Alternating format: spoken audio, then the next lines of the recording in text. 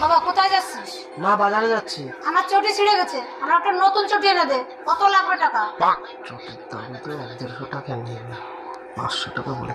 মা 500 টাকা লাগবে। ঠিক আছে দাঁড়া, এনে দিচ্ছি। नहीं नहीं नहीं सारुण के यहाँ कुछ तो गड़बड़ है। বৌমা আমাকে 1000 টাকা দাও। কেন মা, কি করবেন? আমার চটিটা ছিঁড়ে গেছে, নতুন চটি কিনবো। ঠিক আছে মা, আপনি দাঁড়ান, আমি এনে দিচ্ছি।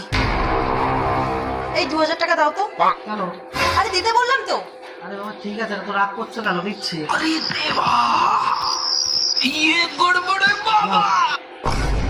रुको जरा।